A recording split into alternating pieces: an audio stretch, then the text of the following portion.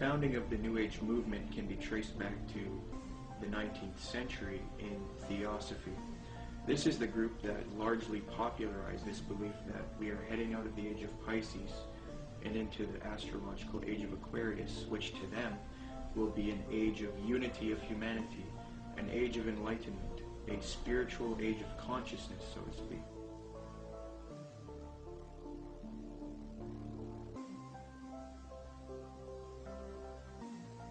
Very clear, yes. There's going to be a one world, political, economic, religion, and this is what all the globalists, the elite, the high-level occultists, the high-level New World Order people, this is what they're wanting. This is what the Bible pretty much clearly predicts as well.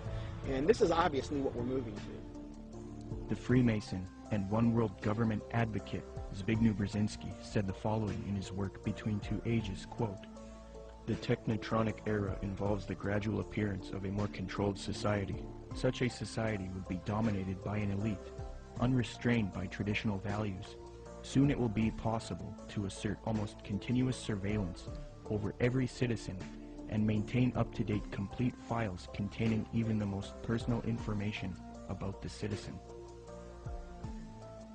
This admitted New World Order agenda to create a one-world government that rules over humanity is not only political, it is also spiritual and based on what is known as the New Age.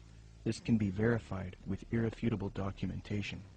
Most of the Christians doing this kind of work have been silenced, so I set out across the border to speak to the few researchers that are still left.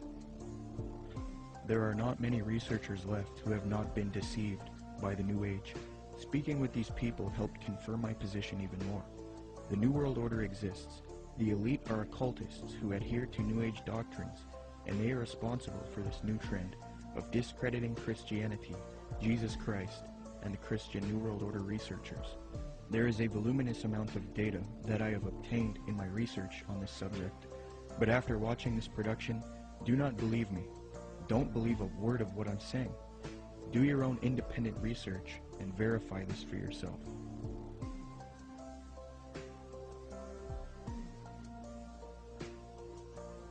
The very word secrecy is repugnant in a free and open society, and we are, as a people, inherently and historically opposed to secret societies, to secret oaths, and to secret proceedings. For we are opposed around the world by a monolithic and ruthless conspiracy. Here's the way they look at it. Here's their metaphor. Adam and Eve were held prisoner in the Garden of Eden by an unjust, cruel, and vindictive God.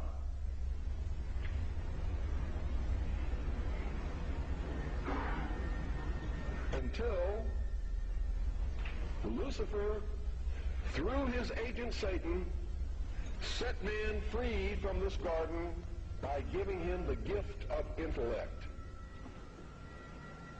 Through the use of intellect, man will conquer the earth, will conquer nature, and will himself become God. It's taught in every Masonic temple in this land. Every secret brotherhood, every secret society, every mystical temple, every occult organization teaches the Luciferian philosophy.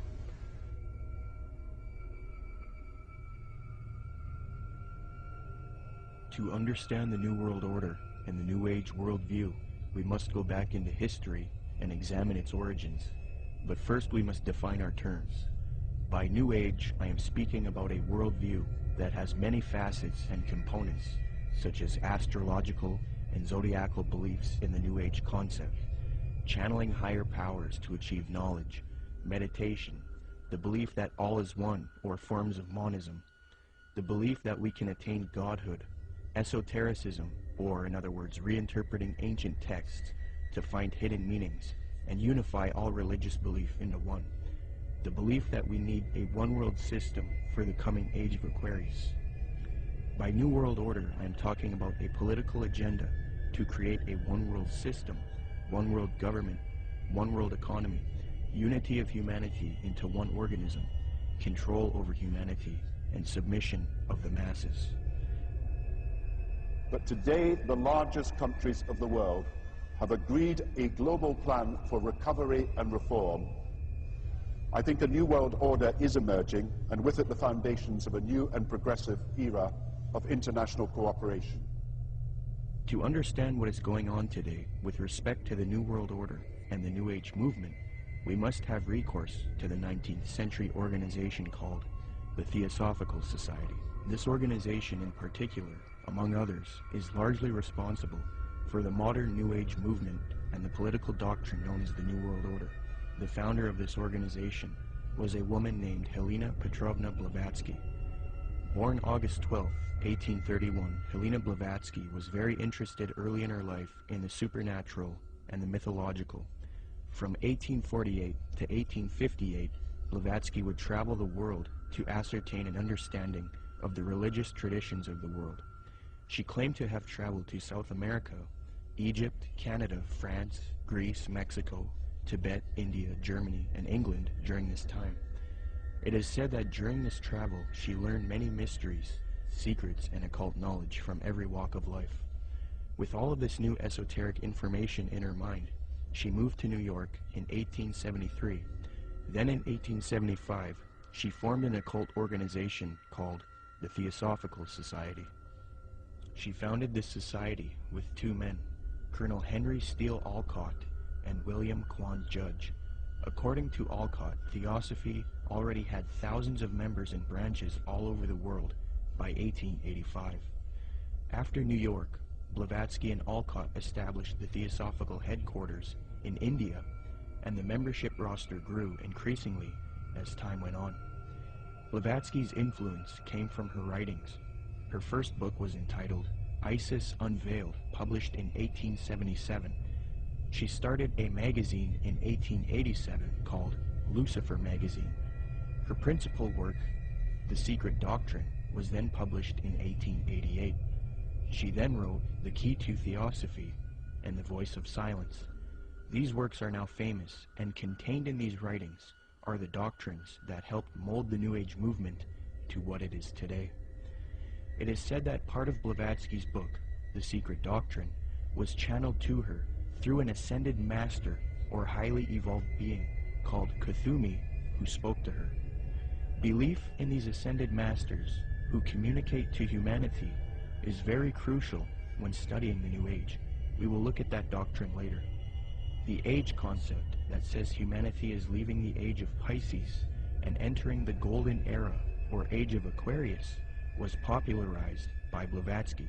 She taught Theosophists, at any rate, some of them who understand the hidden meaning of the universally expected avatars, messiahs, socioshis, and Christs, know that it is no end of the world, but the consummation of the age, i.e. the close of a cycle, which is now fast approaching. Again, the messianic cycle of the man connected with Pisces.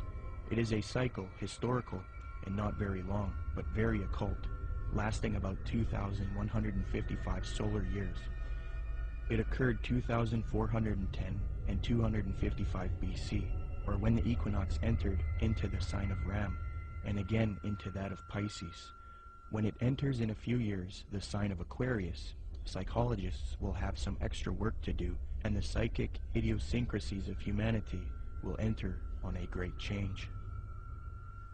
These Theosophists teach that Jesus was simply a representation of the age of Pisces, and that he was an initiate into the mystery schools, or cults of spiritual teachers and masters.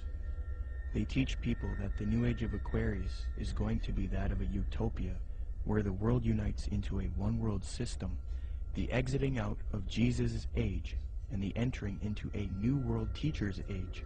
They say each age is accompanied by a great world teacher, be it Buddha, Jesus, etc. So for the advent of the age of Aquarius, they claim a new world teacher will guide humanity into it. Blavatsky was reluctant to fuse these theosophic beliefs with politics, however. Nonetheless, she still advocated monism and a one-world brotherhood, or uniting, of mankind. In Blavatsky's book, The Key to Theosophy, she lists three main goals of theosophy: universal brotherhood of humanity without distinction of race, color, or creed; to promote the study of the world's religions and to investigate the hidden mysteries of nature.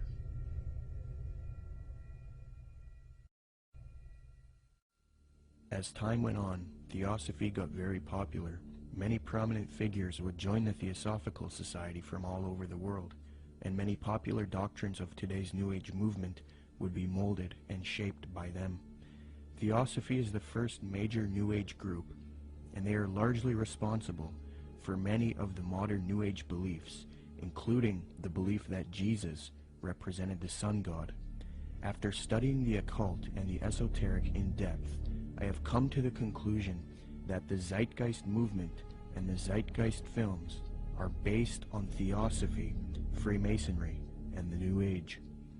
For those who are unfamiliar, in 2007, a man named Peter Joseph released a film called Zeitgeist. This film received millions of views on the internet and became very popular. Then in 2008, Zeitgeist Addendum, the sequel, came out. From there, Peter Joseph established the Zeitgeist movement. Whether Zeitgeist was a film that was intended by Peter Joseph or whoever was behind it to be what it ended up being, I don't know. But I can say that the message that's being expressed by Zeitgeist is without a doubt the most clear depiction of the mystery school ideology. And it's done in such a way to be, it's kind of what I've described as a sort of mystery schools for dummies. It's a way to get people that normally wouldn't be setting foot to any various secret societies. It's a way to indoctrinate them and get them to believe in the same sort of elitist mindset without having to go through any particular initiation.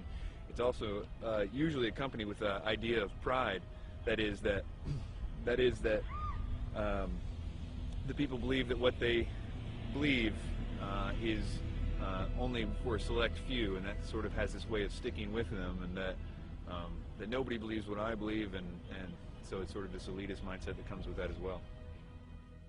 The first Zeitgeist film was divided into 3 sections. The second section was about 9/11 being an inside job.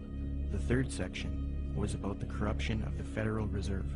I have no real issue with the last 2 sections, but since the release of the first Zeitgeist film, Peter Joseph, the creator, has distanced himself from the 9/11 issue altogether.